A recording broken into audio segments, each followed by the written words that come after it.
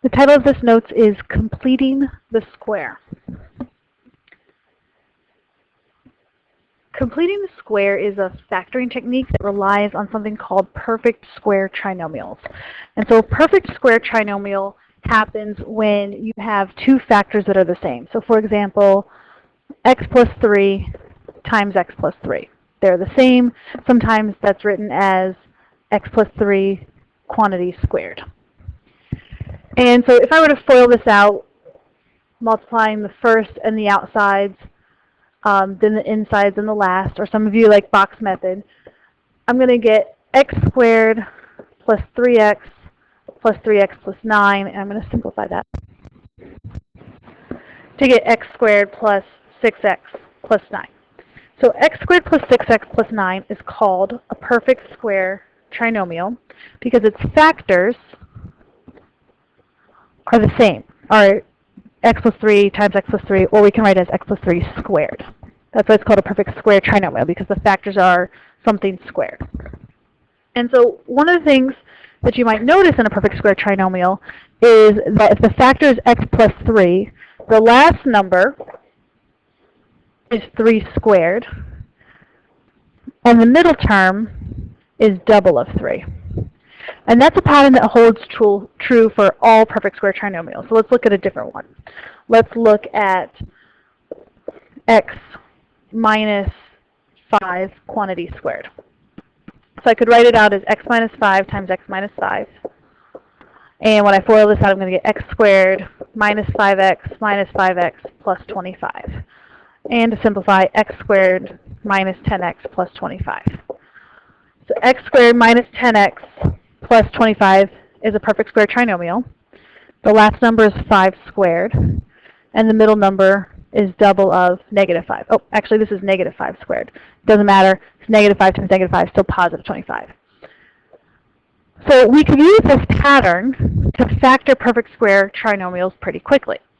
So let's say that I gave you the perfect square trinomial x squared minus 14x plus 49. I can factor this pretty quickly. I see that 49 is 7 squared, negative 7 squared. It could be plus or minus. But I see that negative 14 is double of negative 7. So the factors are x minus 7 times x minus 7. I'm just going to write it like that, x minus 7 quantity squared. Let's do one more. Suppose that I gave you x squared plus 18x plus 81. So again, 81 is 9 squared, and 18 is double of 9. So the factors are x plus 9 quantity squared. And you might see that this is helpful. X plus 9 quantity squared, this kind of thing, that looks like it could be a piece of an ellipse or hyperbola. So that's why this is going to come up now. So completing the square is a technique where you force things to be perfect square trinomials so that you can factor them nicely. So let's just look at some example problems. So if I said, okay, what value would the last number have to be so that you complete the square? So let's take a look at number 1 here, x squared minus 8x plus c. Well, you know that the middle number is double the value. So negative 8 is double of negative 4. So then the last number, you want to square that number. So we want to square negative 4. Negative 4 squared is 16. So we really want this to be 16. And then take a look at number 3. I'm going to jump down because it's a positive example. 6 is double of 3. So to get my last number, I'm going to do 3 squared. So this number here should be 9. I want you to try 2 and 4, and we'll go over those answers in class.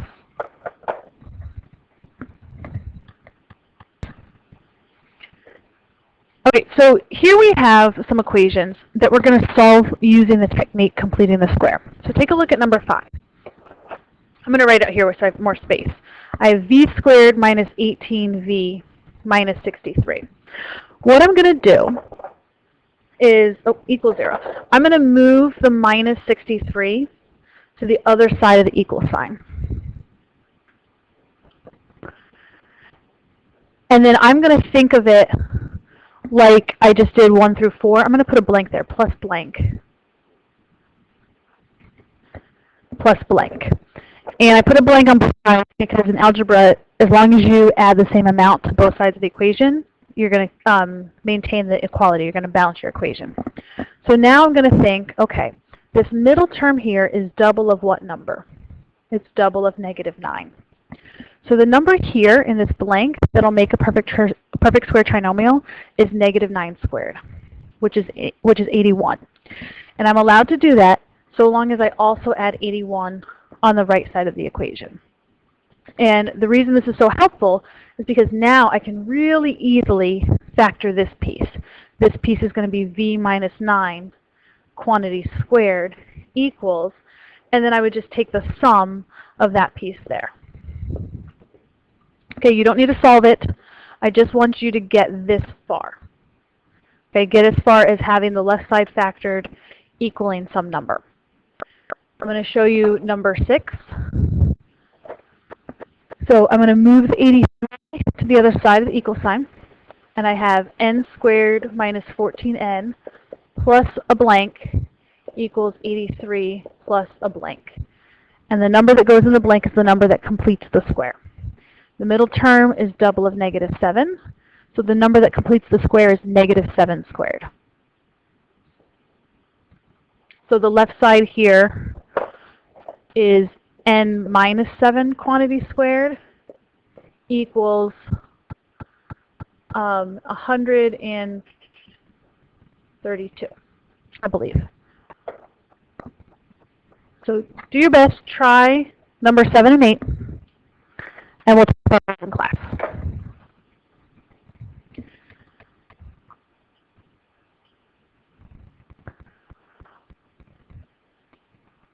Okay, I'm going to stop you there. So let's just do 7, 8. So you have tried 2, 4, 7, 8. Don't worry about the rest. And we will check in when we see each other in class.